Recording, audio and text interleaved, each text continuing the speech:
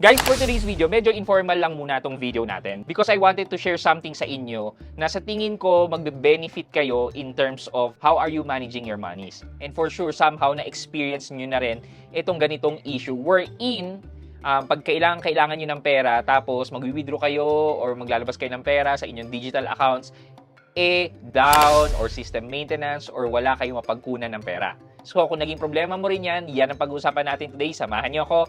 Sit back and let's discuss. Coming right up.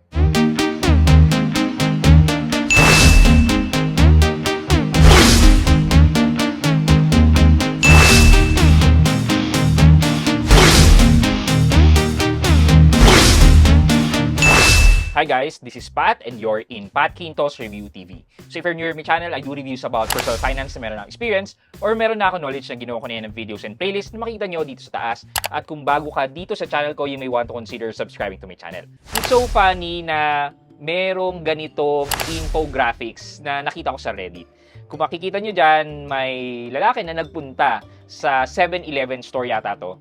And then, usually, di ba, pag sa 7-Eleven, pwede mo nang hindi ko alam pwede pero madalas nakikita ko tinitikman na, kinakagatan na yung mga pagkain, tapos tsaka babayaran.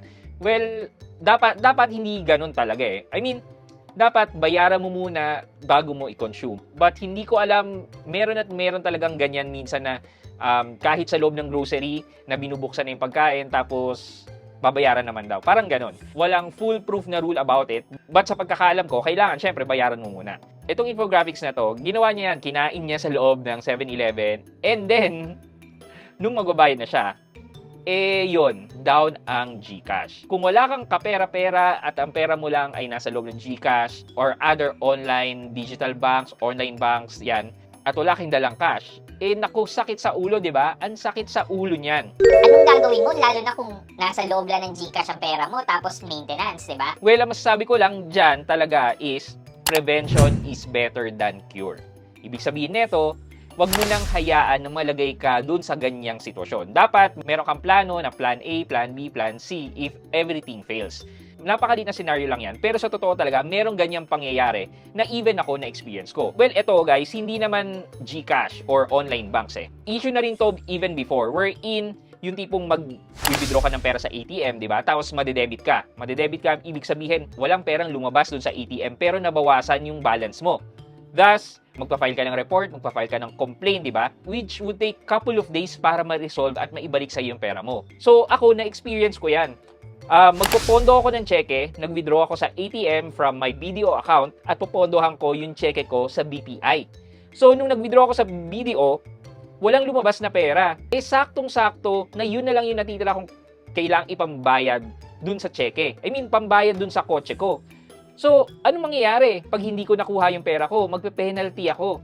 So, mula nung issue na yun, natuto na ako.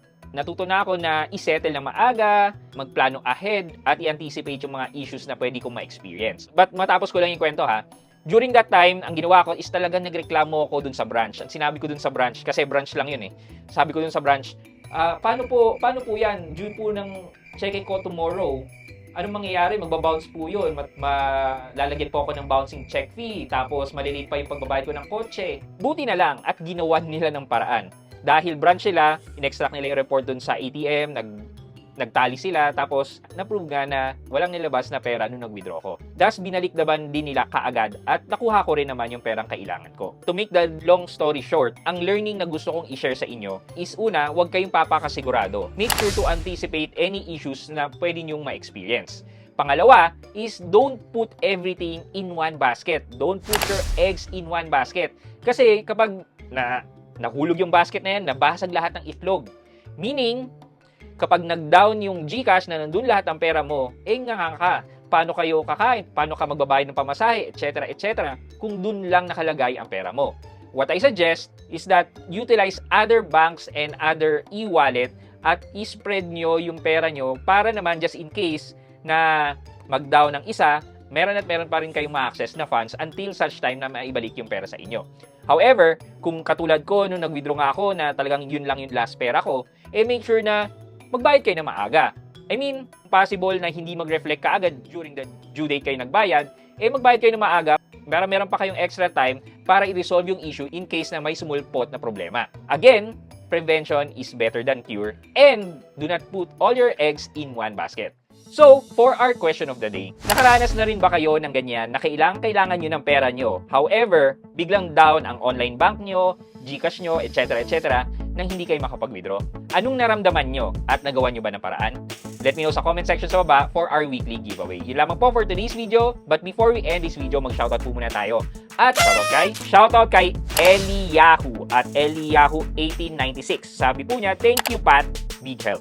Kay Eliyahu at Eliyahu1896, shoutout po sa inyo. Thank you so much po for watching and supporting my videos. Maraming salamat po.